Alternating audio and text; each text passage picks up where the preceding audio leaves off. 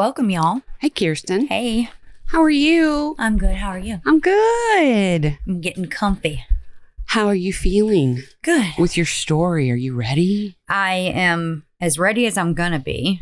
This one took you a little while. Yes, it did. It's a lot it's a lot of the story is after, like way after the crime. A lot of the story that I'm going to talk about. Okay. We just get the crime out the way. Get the crime out the way, and then we're going to talk about the ins and outs of it. So you're good. Yep. Anything new? Nothing new. No. LSU still sucks. So LSU still sucks. All right. Harold's joining us for camera switching. Thank you, Harold. Thank you, Harold. He's shaking his head. Hopefully LSU gets their head out of their asses tonight. Look, I'm trying not to be that guy. Be positive. Yes. Be positive. It's hard. Yeah. All right. Hit me with the story. What you drinking? Because we forget to do that every time. Okay, so I have a little bit of Redneck Riviera in my cup and some sparkling ice water. Mm-hmm. And what are you drinking? Mississippi Mud. From which daiquiri place? Spanky's. Yeah. On Airline Highway, Prairieville. Yeah, that one. This one's from Dutchtown because Bryce played there the other night. And I was like, "Ooh, I'm going to get another one." And then I'm like, "Ooh, I am too drunk for this." I didn't realize there was a Spanky's in Dutchtown. It's next to, do you know where Southern Made Donuts is? No. You know where the Burger King is off of 73? So it's right behind them. Okay. Oh, isn't there a ramen place back there? I think so. We've eaten there a couple times. Is that where the ramen place is? Yeah, he's shaking his head like this woman doesn't remember anything. Yeah, they do have a robot. The ramen place? Yes. That will bring food to your table. Shut up. I guess when they're super busy, because every time we've gone, we've had a human bring our food. We haven't had the robot. So you've never gotten the robot? We've seen the robot, though. That's cool. Yeah, he's a little robot about this tall. He just has a little tray and he brings your food. That's so fun. So, yes, if you like ramen, you should go try it. Check out the robot. The ramen place behind Burger King in Dutchtown. The Dramen. I don't know the name, so I'm not going to mess it up. There's all our free promos for today, folks. Go to Spanky's and the ramen place behind Burger King. Ramen with the robot. All right. Ain't nobody worried about the Burger King, though. We got the drinks out the way. Got the drinks out the way. So I know that you know this story. I do. I printed it out for you. Yep. And I saw the name. Yep. And I was like, I think I did this one. And you did. But it was 2021. Episode 84. And that one was with Hannah and Kelsey. Yes. So if you'd like to go back and listen to that one. Compare notes. That would be fun. Maybe I said some things that you didn't know. Maybe you are going to tell me some things I didn't know. I think it'll work out fine. It'll be great because it hasn't been done in 4 years. It's fresh. Yeah. When I started digging into this one, because basically I'll go in and look at 48 hours, because that's usually where I get them from YouTube. And I was like, oh, this is a kind of a high profile-ish. It is. And it's also very old. It is very old. It's a very old case. Yeah. So, 74. Yeah. All right. So I'm going to jump right in. That way we don't go over to our time limit, because I have a lot to say. Okay. So we are going to go to Greenwich, Connecticut in 1975. We're going to talk about Martha Moxley. Martha was a beautiful young lady. She was 15 at the time when this story takes place. Martha and her family had just moved to Belle Haven, which is like a small, gated, high society community. They moved there in 1974 from California. All right. So she's coming in from California to Connecticut. East Coast, West Coast. Yes. So she's like the new, fresh Cali girl. Yeah. So Martha wasted no time making friends. She quickly became the it girl. Good. Like everybody wanted to be her friend and everybody wanted to date her, and everybody knew who she was. Like she came in with a bang. And it was the 70s, so I imagine she was a little bit hippie-ish, bell-bottom pants and that feathered, beautiful hair. The Farrah Fawcett feather. Yes. Beautiful. Okay, so we're going to go to October 30th, 1975. They also called it Mischief Night. Yes. And I never heard that until I read this. I was like, oh, that's pretty cool. Basically what Mischief Night is when they do pranks or like toilet paper people's houses. And that night, Martha had made plans to hang out with the neighbors across the street, the Skakel boys. Not the Skakels. The Skakels. So the Skakels were a very wealthy family.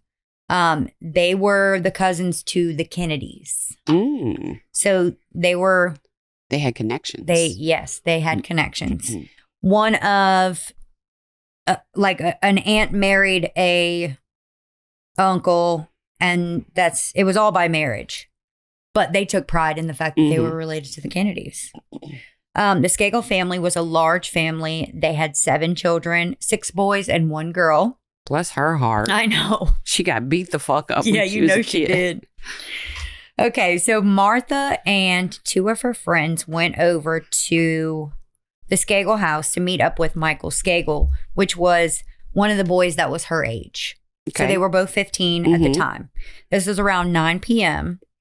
They went, and I guess she went in, and Michael was like, hey, let's go sit in the car and listen to music. Sure. That's not what boys really want. That's not what they want. So they were out there hanging out or whatever. And then Tommy, Michael's older brother, came in and jumped in the front seat, which put Martha in the middle. So you have Michael, Martha, and Tommy. And an older guy. Yeah, he's a little bit older. I didn't write down, and I should have. I feel like he was old enough to drive. I think he was 16 or 17. Yeah. So not too old to like the girl. Right. But like older. Martha was known to spend time with both boys, though. Like, from what I got, both boys wanted to date her. Oh, all right. The brothers. Those 2 boys were constantly in competition over everything with each other. I'm sure. Academics, athletics, all that. So Martha was a competition. Who's gonna get her, basically. And one of them really, really liked her. And the other one probably just wanted to win the competition. That's what it seems like, yeah. And that's not to say that they didn't genuinely like her, but whoever got Martha, that would have been the winner. And younger brother's like, you're not winning. You win everything. Yeah, you're not fucking taking this one from me. They were all listening to music in the car, a Lincoln, in the car in the front yard, till 2 of the other Skakel brothers were like, hey guys, we need the car. We got to go somewhere. So they were going to their cousin Jimmy's house to watch the premiere of Monty Python's Flying Circus. Okay. The premiere. At that point, Michael says that he went with the 2 brothers to their cousin's house, leaving Martha and Tommy and Martha's 2 friends at the house. Martha and Tommy kind of began playing and, pushing each other and kind of just being like flirtatious. And Tommy pushed Martha, and somehow Martha's on the ground and he's on top of her. So it was that aggressive. Yeah, but very flirtatious. Oh. Not like trying to hurt her, but just. Yes. So when that happened, her 2 friends got embarrassed and they were like, we're out. This is too much for us. We're the 3rd and 4th wheel. Yeah, we're out. So that left Martha alone with Tommy that night. Martha never made it home that night. The next morning, Martha's mother began to call Martha's friends, and then she reaches out to the police because she's freaking out because it's not like her to not come home. And plus, they're in probably like a little gated community. Was it a gated community? If I'm remembering, yeah, it's kind of like, I don't know, like Pelican Point or something. Like they had a front gate and it was all right. private. So I'm saying. Also, that would worry me because if my child is in the neighborhood, like she didn't go out somewhere like to a movie. Right. She was literally walking across the street. That was it. Yeah. So, yeah. So after she called the police, the sun's starting to come up. She still hadn't heard anything from Martha. And so she walks over to the Skakel house and she knocks on the door and asks Michael, do you know where my daughter is? Well, she had to introduce herself, which was interesting because I guess the parents didn't, just the kids knew each other. I don't feel like Anyway. I guess maybe us, our generation now, it's like, well, who's the parents? Do we know them? Yeah. I'm not letting you just go. No. So that was a little interesting to me. But in the 70s, that was normal. Yes. So she said, I'm Martha's mother, Dorothy. I'm looking for my daughter. Is she here, or do you know where she went? She could have just went and slept at somebody's house or whatever. Michael says no, that Martha wasn't there. And Dorothy made it a point to say that Michael looked like unhealthy, like almost hungover. Like he looked like he got fucked up the night before. They began to search for her, yard by yard. And Tori, one of Martha's friends, was on her way to join the search for Martha, where one of the other girls was walking and discovered Martha's body on the Moxley property, like back in the backyard. So they had a huge yard, if I'm remembering correctly. Yes. And we're not talking about walking across just like a regular neighborhood street. No, it was like property. Yes. Walking, half an acre or acre, at least a front yard. And then the other family has at least an acre of front yard. From looking at the pictures, it's huge. Mm-hmm. Huge houses with huge pieces of property, all gated in. So they find her body on their own property. Yes, she was on the Moxley property.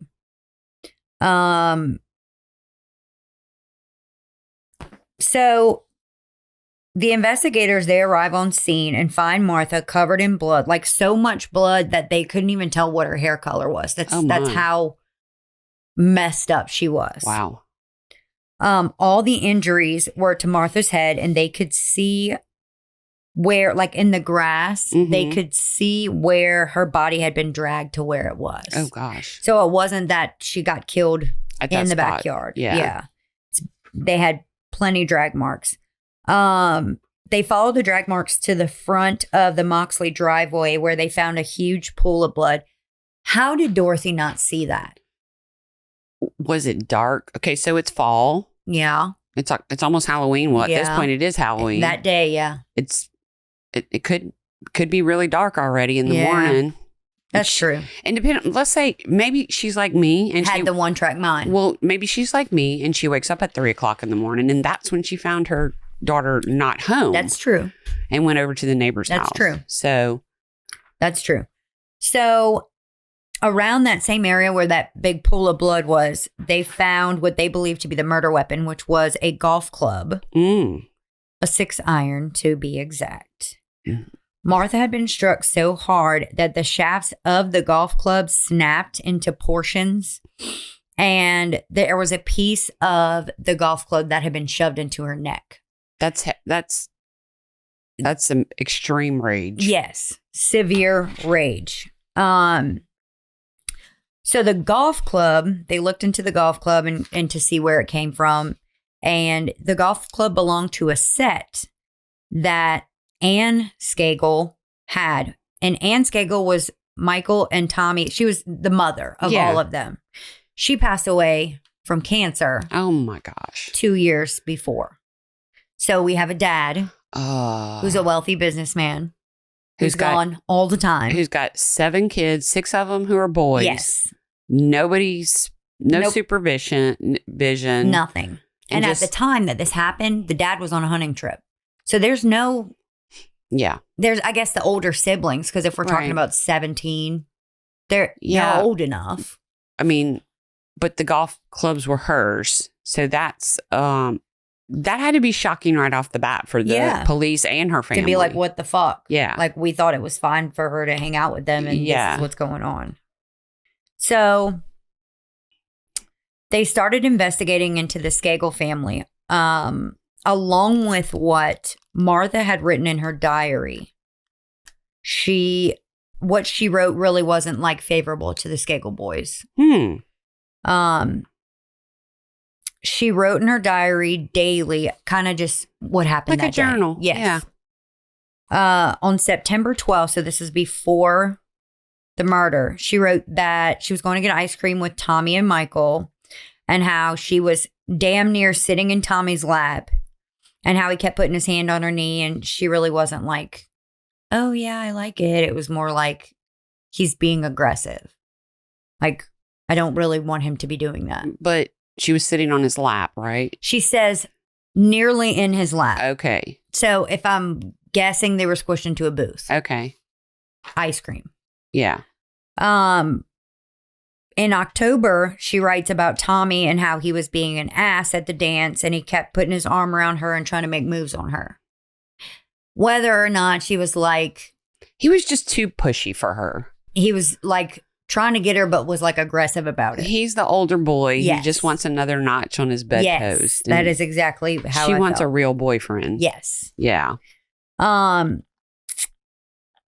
Skakel family wasn't for everybody either, because there was a couple of young teens that talked in this documentary that I watched. They were young teens at the time, and they were like, Skakel boys are rowdy. They're rambunctious. They made us nervous. Unruly, unsupervised. Unsupervised. Yes. That's the biggest thing. And I already told you this. They lived with the dad because the mom passed away. He was really struggling as a parent. And when Martha was murdered, he was out of town hunting. They had plenty parties at that house. I bet they did. Plenty. That was the party house. Martha also wrote in her diary about how Michael had a bad drinking problem and that it started at the age of 13. Wow. Which makes sense because that's when his mom passed away. Also unsupervised. Unsupervised. I'm sure rich businessman dad had a liquor cabinet. Oh, I guarantee you he had everything. He got that whisk. Mm-hmm. So she said a month before she died that Michael was so out of it that he went and kind of like fussed her and told her how she was leading Tommy on because she didn't really want to be with Tommy. Mm. I don't know what their relationship was, if there was anything, or if they were friends, or I don't know. Yeah. Later in that same entry, she puts, I really need to stop going over there. So now the police begin looking into the murder for the timelines. And what they were thinking was Martha was murdered sometime between 9:30 and 10 p.m. Okay. So remember, Michael said they left about 9 o'clock to go watch the show. So that would leave Tommy. Yeah. There. That's it. Right. All the other boys left. It was Tommy and two of her friends, and two friends left. The two friends got uncomfortable and left. So at this point, Tommy's with him the whole time.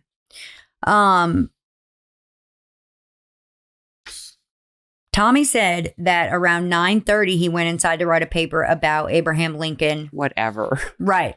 9:30. Oh, got to get my homework done. Whatever. But the police later found out that none of Tommy's teachers assigned a paper about Abraham Lincoln. Well, yeah. I mean, come on.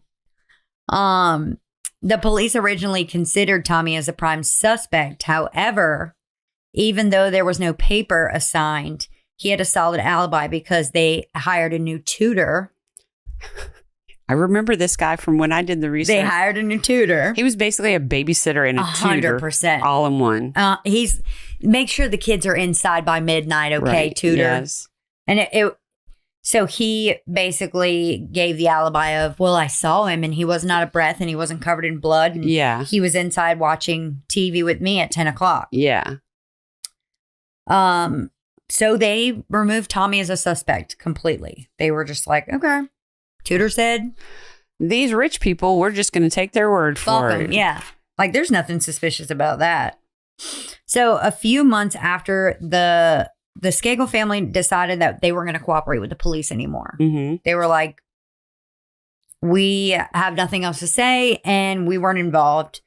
Mr. Skakel ended up firing the tutor, and soon after, the tutor moved to Nantucket. He started drinking and doing drugs and just like fell off the deep end. Damn. He got charged with petty larceny, and the police speculated that Ken could have fallen apart because of his involvement in the murder with Martha Moxley. Yeah, makes sense.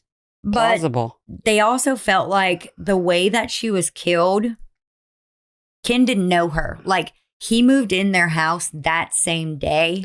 He didn't know her. He had no reason to, like, kill her in such an aggressive, gruesome way. This was rage. Yes. It was somebody who knew her. Yes. It wasn't the random tutor. Right. So they didn't pursue that at all. They just were like, he's fucked up for some reason, but it's not because he killed her. In 1991, there was a trial for another Kennedy member, one of the cousins, William Kennedy Smith. He was charged with rape in Florida, but he was acquitted of those charges. Because he's rich. But everybody was speculating that he was involved because they said that he was at the Skakel house that night. Oh. So with the public basically saying, if he was there, you know how stuff spreads. If he was there, like maybe he was involved. So that kind of caused them to reopen this case a little bit more. Good. Versus it's closed. We don't have an answer. Who give, unsolved case, right. Cold case. So all of that chatter caused them to reopen the case. This was... And how long was it at this point? Do you know? So the trial was in 91. So 75 to 91. Is when they... reopened. 90. Oh, okay. Yeah. Wow. I didn't realize it was that long. Yeah. Okay. So whoever's done this has gotten away with it for a very long time. Yes. Almost 20 years. Yes. So that's when they decided to reopen it. But the rumor of him being there and him being involved was all unfounded. I mean, there was no evidence to say that he was or that he wasn't. They couldn't find anybody to say one way or the other. Correct. When they reopened the Martha Moxley case, they added a reward to it this time. Mm-hmm. I guess maybe that became more common in the 90s that they would do that. I don't know. That I don't know. Like an incentive. And I feel like rewards have been around since the Wild West. That's true. So, I don't know. That's true. Why they didn't offer it sooner, I don't know. At the beginning. Yeah. So, they jumped back into looking into the Skakels again because there's no other people. They're like, there's nobody else for them to look at except for the Skakel boys. The dad's not home. The mom's dead. Ain't nobody knows what the fuck they've been doing. The tutor didn't do it.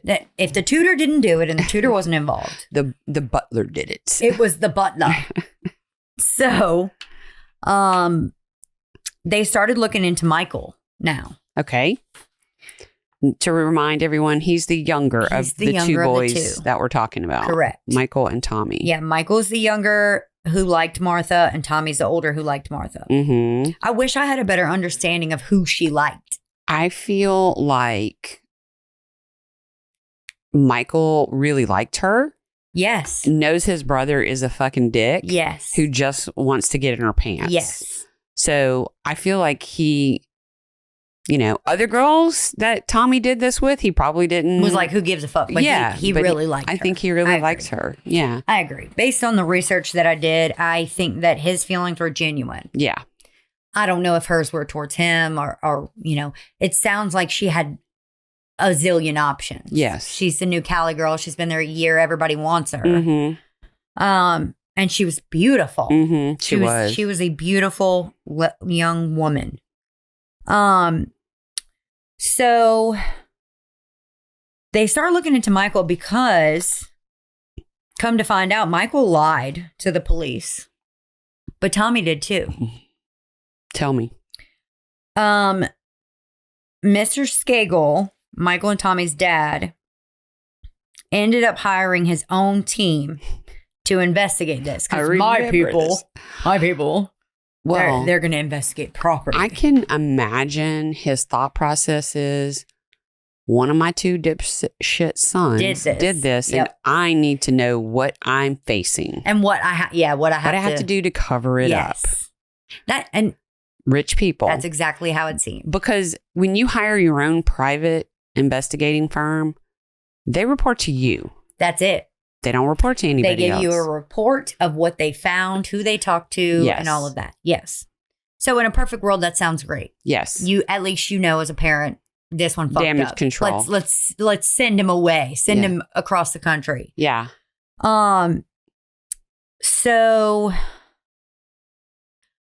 both the boys told the police something different that they told the dad's investigators. And I guess I don't know if it was like, y'all better fucking tell these people, you're not going to get in trouble, but tell them the truth so that we know what's going on. Right. Yeah. Well, that's exactly what I'm saying. His dad needed to know what was done so he can do damage control and keep them out of jail rather than let them fucking go to jail for some horrific crime. Yes. That's terrible. Yeah. That's rich people. They don't want that little smudge on their name. Sorry, rich people, if you're listening. Go to Patreon. If you're the rich ones listening to our podcast, please go to Patreon. Okay, so Tommy, I'm going to tell you what Tommy told the dad's investigators. Okay. He said that he didn't go straight inside after the other brothers left. Now, he didn't validate or I don't even know the word. Confirm or deny that Michael left or not.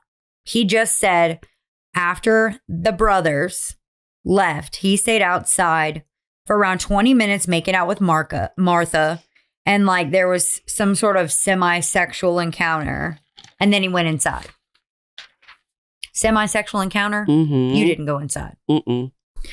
Michael, he went inside. He went inside with that tutor. So Michael told his dad's investigators that he didn't go inside after he got back from the cousin's house. He went to go to bed, but around midnight, he was feeling frisky. He was horny Me too. Fucking word. Me too. That's why I wasn't going to fucking say it. What? We need to come up with a better word. Anyway, okay, so he wanted to do the deed with Martha. Yes. He was feeling some type of way. Right. And so he walked over to Martha's house and he climbed in the tree next to her window and beats off outside her window. Nice. Like you wanted to spread your seed in the tree, bro. Come on. Like she at least she's within reaching distance from me, so now I can handle my business. Climbs up in the fucking tree. Dude. Yeah, I don't know. So this is a little tidbit. In 1997, so right now we're looking at about 92-ish. Mm-hmm. In 1997, to kind of confirm what he's saying, Michael had did a tape recording of him telling that story when he was working on a book proposal, and the book was called Dead Man Talking, A Kennedy Cousin Comes Clean. Oh my gosh. So. Did he think like the statute of limitations? Okay, go ahead. I don't think that he gave a fuck at that point. Okay, all right. The vibe that I got from Michael was he didn't care that his family was rich. He didn't give a fuck if it was tarnishing that. Like I got the vibe that he was not trying to conform to the high society life. All right. Like he didn't care. Okay. So I'm going to expose all this shit. Okay. So in the recording, and I want you to remember this because it plays a part later. In the recording, he says, I pulled my pants down and I masturbated for about 30 seconds in the tree. Damn, boy. 30 seconds? At least you had 30 seconds on you, buddy. I remember thinking, oh my God, I hope to God nobody saw me jerking off. And then I woke up to Mrs. Moxley saying, Michael, have you seen Martha? And thinking, oh my God, did they see me last night? I remember just having a feeling of panic. End quote. So that's word for word what he says in this recording in 1997. All right. So after the information was leaked from the reports of the dad's investigators, they did a whole report and somehow that leaked out to the media. Somehow. Right. Somebody got paid off for that shit. I'm rolling my eyes right now. Yeah. So reports started to circulate that Michael was he was possibly responsible for Martha's murder and that he confessed to Martha's murder.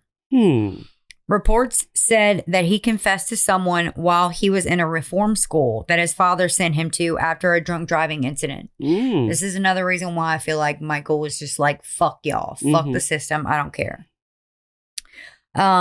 One of the former students, Greg Coleman, that he said that one of the first things Michael ever said to him was, I'm going to get away with murder because I'm a Kennedy. But you're not. But you're not. You're a Skakel. You're a Skakel. You're not even half a Kennedy. You're a Skakel. Yeah, that's all you are. That's it. That's all you got. Yeah. You're married with a Kennedy, but anyway. So when he got to the reform school, he said that. Yes. Okay. Do you know how old he was? Like 17. Okay. All right. So after Martha died. Yes. Yeah. Which makes me feel like the dad was like, all right, we got to send this one off because he's a loose cannon and shit's about to hit the fan. Yeah. Coleman said that Michael even detailed what he did to Martha. That Michael made advances, and this is Coleman saying, this is what he told me, that he made advances to her that night and Martha rejected him. And so he drove a golf club into her skull. Now, after hearing from Coleman and a few other former students, the state's attorney convened a one-person grand jury. And they said that this is something that's rarely ever used. One-person grand jury to look at all the evidence, all the suspects. And this one person took about 18 months to come up with something. Just so we're clear, a grand jury is a group of people and they serve, this is at least Louisiana's take on it. They serve over a long period of time. Okay. Like when you're on the grand jury and you get called in periodically to hear, I don't want to say the case. They're the ones that are going to decide, does the prosecution have enough to go to court? Oh, okay. To make this a case. So basically, they're able to collectively make the decision of, yeah, he by reading all of this, I would say he's guilty. Typically, it's not one person ever. Right. I never even heard of that. And the other thing is, it's like it happens in a courtroom. Like they produce evidence. Like the people don't take this stuff home and read it. So this is very unusual. But anyway, that's how it went with this one. And after 18. Did you know that? I can't. No, I don't think I knew that. I don't remember. Because I thought it was weird too. That it was you're putting this all on one person. But so what did they? Well, obviously they determined it was enough to go forward. Yeah, they decided that they were going to indict Michael for the murder. Okay. This is 24 years later that they have finally arrested Martha's murderer, Michael Skakel, for Martha's murder. Michael is now 41 years old when the trial begins. And what year did it begin? Well, the just roughly 2000s, or we're still in the 90s? I think 2000. Okay. I feel like it was in the 2000s because I feel like I remember something happening on it then. I think it was in the 2000s. Okay. Because I have that somewhere in here. It's okay. We'll get to it. Okay. So he's 41 years old when the trial begins. He was being represented by a well-known defense attorney, Mickey Sherman. The only real motive that they had was that Michael fell into a jealous rage and murdered Martha. In the book that Michael was writing, he said that he wanted Martha to be his girlfriend. So they took that and ran with that as a motive. Yes. Like he found out that she was making out and doing it doesn't sound like she wanted him. No. It doesn't sound like she wanted him. But he really wanted her. And yes. It was eating him the fuck up that Tommy was with her. Yeah. Yeah. That's kind of what I got from it too. We know that Martha was definitely interested in Tommy, but I don't really feel like she liked Michael at all. During the trial, the prosecutor begins to put holes in Michael's alibi, saying that they have someone who can contradict what Michael said about going to his cousins that night. One of the people was a close family friend that said he never went to the cousin's house. But the biggest thing was that Michael confessed this murder to so many people because he couldn't keep his mouth shut. Like he wanted to be able to brag and say, yeah, I got away with it. Yeah. You ain't getting away with that shit till you're dead, bruh. Then you get away. Then you can't talk anymore. Yeah. But that's it. You can't depending on what you believe in the afterlife, you may not be getting away from it when you're dead that's either. True. So Greg Coleman was one of those people, and Coleman ended up dying from a drug overdose before the trial even happened. So can we trust a man who's on drugs with this information? They did read his testimony in the court, and that ended up making it to the grand jury about Michael confessing. This, of course, pissed the whole Skakel family off. After Coleman's testimony, Coleman admitted that he was high on drugs when he did that testimony, which that makes it null and void, right? No, I don't. I wouldn't think. I mean, the jury still needs to decide, is he real? I don't know legally what the answer to that question is. Because I just remember whenever we talked about the girl that got burned. Yes. How she had to be off of all of her drugs in order to testify. So that's kind of what, now I don't know if Connecticut's the same as. Right. But. That's true. That's kind of how I got. You would think logically that, yes, somebody should not be on anything when they're testifying. Right. But it happens. Of course. You have, not PI.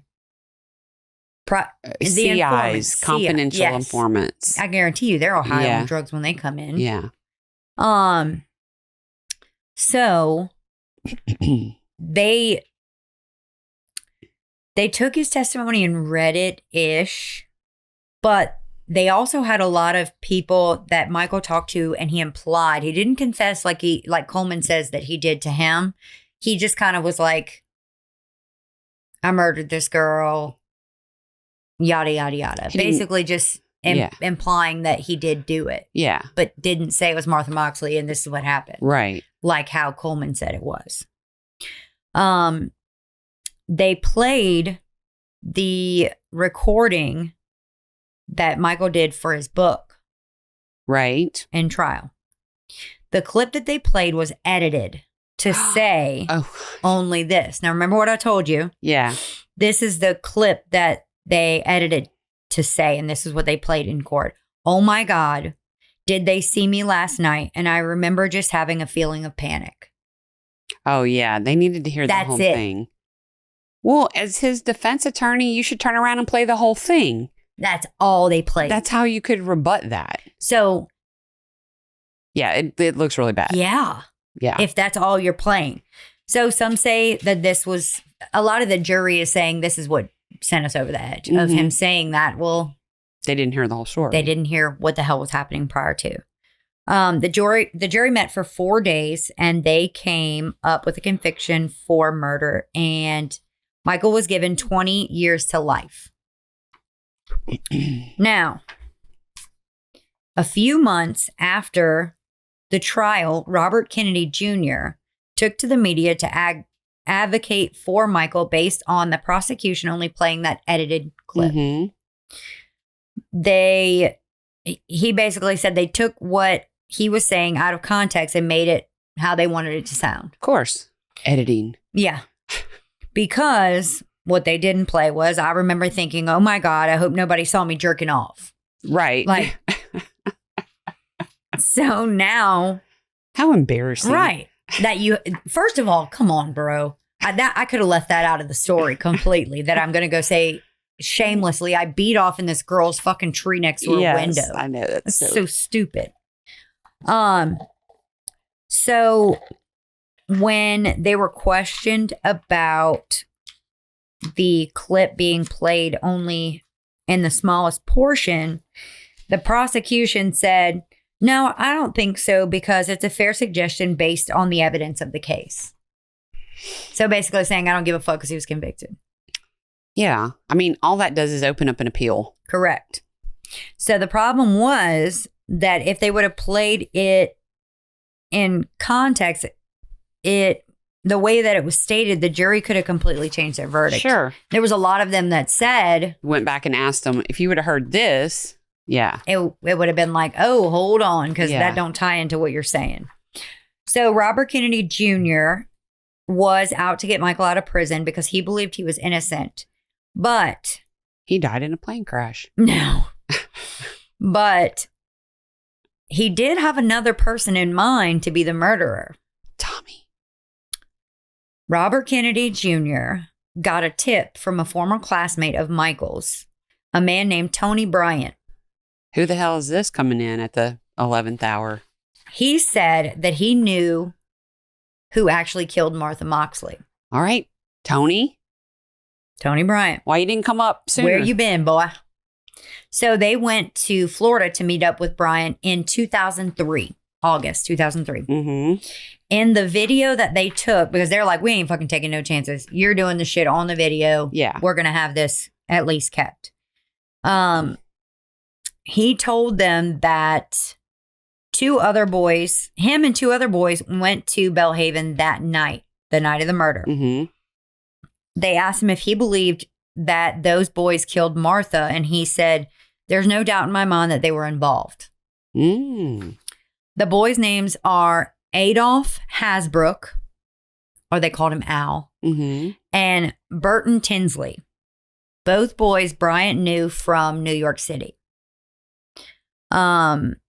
He said that Hasbrook was completely obsessed with Martha, and how he loved her beautiful blonde hair and how she carried herself and just like who she was. He was obsessed with it. Bryant said that Hasbrook had met Martha at one of the many trips that they took to Belle Haven. So I'm thinking that they vacationed there. Bryant lived in Belle Haven, and these were two boys that he was friends with. Okay. Don't quote me on that. That's just kind of what I'm getting. But maybe they went there because it was a bougie area, or maybe they were going to a Skakel party. Mm-hmm. So, Hasbrook met Martha at one of the many trips to Belle Haven and at a street fair. He said that at one of those mixers, Al was so jealous about all the guys that kept coming up to her and talking to her. Al Hasbrook told Tony Bryant, I don't understand why she's spending so much time with him when she can be spending time with me.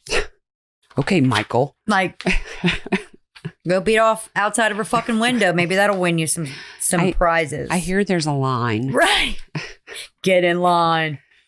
So on the night of the murder, the boys were walking through Belle Haven, and Hasbrook picked up one of the golf clubs from the Skakel's yard and jokingly said that he wanted to go hurt someone. And one of them said, I've got a caveman club and I'm going to go grab someone, pull them by the hair, and do what cavemen do. Brian said that he wanted nothing to do with it, so he left. Okay. Yeah. So he left. Later that night, the boys met back up. So Hasbrook, Tinsley, and Brian, they all met back up. And Hasbrook and Tinsley said, we did it. We achieved our fantasy. Brian said that they never specifically mentioned Martha Moxley. Did they have blood on them or anything? Did Brian say anything about that? He didn't. Okay. They didn't mention her by name, but he said like it was obvious because the next day it was all over the news. Like everybody saw it. Now that Michael Skakel's defense, they have this story and like somewhat of a little confession from Tony Bryant. They decided to apply for appeal, asking for a new trial because now they have new evidence. However, when they went to the hearing with the new evidence, Tony Bryant refused to testify under oath. I believe it. I do too. He said, if he didn't come forward before now, why y'all think he would come forward now? They probably paid him too when they went down to Florida and recorded him. That sounds about right to me. So, he said that he was involved and didn't want to be charged with anything. So the defense team was able to play the video recording at a minimum. The judge was like, no, we're not doing that. No new trial. Right. Sorry. So in 2016, Robert Kennedy Jr. wrote a book about Michael Skakel and how he was framed for this murder. So flipping back, investigators attempt to speak with Hasbrook and Tinsley. Neither of them wanted to make a statement, but Hasbrook's attorney did speak on his behalf, saying that everything Tony Bryant said was false. Was a bald-faced lie. Yeah. And that this claim was made in an attempt to add a racial motive behind the murder. Michael Skakel, Martha Moxley, they were both white from a high-profile community. Al Hasbrook was a young black man from New York City. Okay. Hasbrook's attorney said that there's absolutely zero evidence that backs up Tony Bryant's story, and that he was shocked that anybody would believe Bryant because of his history. Mm-hmm. Bryant was convicted in 1993 for armed robbery in California, and the investigators from 48 Hours tried to reach out to Bryant, and they couldn't get much because he was serving a 7-year sentence in Florida for tax evasion. Oh, my gosh. So, not the most reliable. No, but I think at that point they just were grasping for straws, trying to do and say I anything. guess, okay, so Robert Kennedy Jr. is his cousin, is Michael's cousin. What a great cousin. I know. To go, okay. Balls to the walls to get this guy out. Yeah. I'm kind of thinking like they were close because it seems like they're about the same age. And they were close growing up. Yeah. Okay. So nobody could be found that could do it. So where's Michael now? So how are we on time? How much faster do I need to talk? You can just go. All right. So, because I'll ramble. Not 115 hours. Thank you, Harold. Tammy's faux pas. That's awesome. You have to tell that one at the end of this one because you didn't tell it this time. No, but I told it last episode. So go ahead. All right. So in April 2013, Michael Skakel had a new attorney and a new argument to bring to the table. They brought Mickey Sherman, remember the media savvy hotshot lawyer gets everybody off. Yep. They brought him to the fire, basically saying that he was incompetent. In Sherman's words, he was a media whore. He spent so much time talking to the media that he didn't do everything that he needed to do to present all the evidence. Mickey Sherman, he spent most of his time speaking to the media, but they also wanted him to get information out about Michael's brother, Tommy, and his crazy temper. Tommy strangled somebody in a classroom at school. Oh. They didn't bring that up. They didn't bring Tommy to testify. It sounds like his attorney was a little lacking. Yes. Because there's a lot of stuff that needed to be brought up. Yeah, at least at a minimum, say, hey, we have this argument to put reasonable doubt in the minds. And he didn't do that. He basically was media happy, and that's all he cared about was that people were looking at him. Mm-hmm. He refused to convince the judge. He didn't even bring it up to allow Tommy to testify. His excuse behind that was, well, Tommy was going to invoke the Fifth Amendment no matter what we did. Oh, well. You didn't even try. I mean, if that's what he was going to do, let him get up there and do it. Yeah. Sherman also failed to call a witness that may have turned the case completely upside down, because Dennis, who was one of the boys, no relation, no Kennedy, no Skakel, no family. He just was one of the boys that was at the cousin's house, was willing to testify and say, Michael was here from this time to this time. He didn't put him in as a witness at all. Oh, wow. Nothing was said. His name wasn't brought up.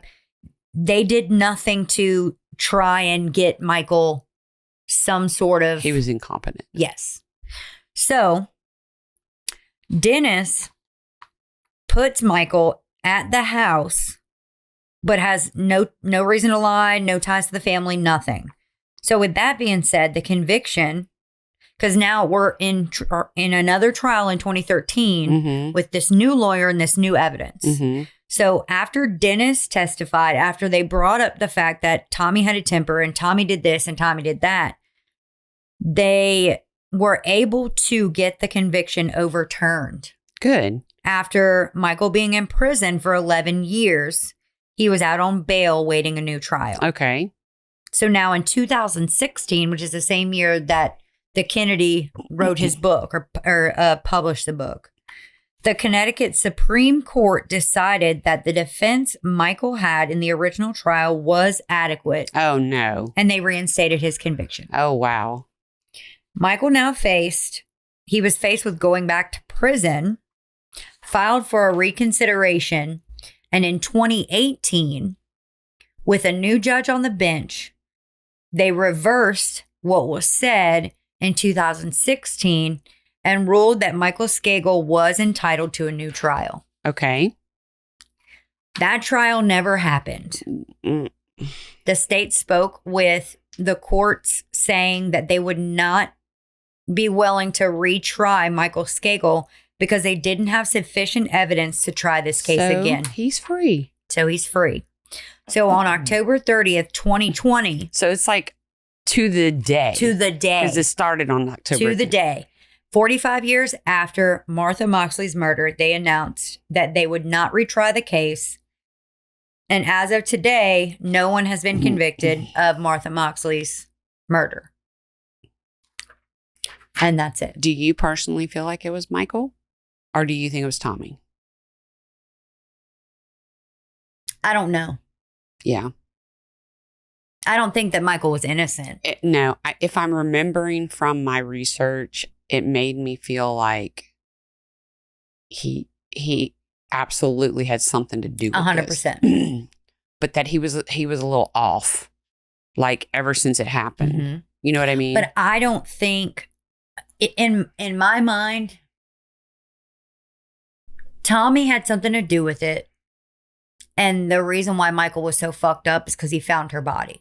Like that's kind of where I was leaning towards. But he also seems like he would have just told somebody if Tommy did it. Like he didn't give a fuck. You know what I mean? Yeah, that's true. Maybe his dad threatened him. I don't know. I don't know. It's a crazy story. It is a crazy story. Thank you for doing that one. Yes, ma'am. Whew, that's an oldie. It is an old one. Yeah. But it was like... Still in the 2000s. Yeah. Yeah, still going on. Yeah. So... I wish there were some DNA we could look at. Like...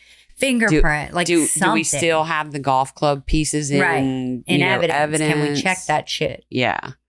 Was she raped? Right. Like any of that. And none of that was even talked about. No. Whether there was a sexual assault. It was literally, she was making out with Tommy and then she was dead. Like there was no... Because technically, they did nothing with Tommy and Tommy was the last fucking person to be with her. Mm-hmm. They did nothing.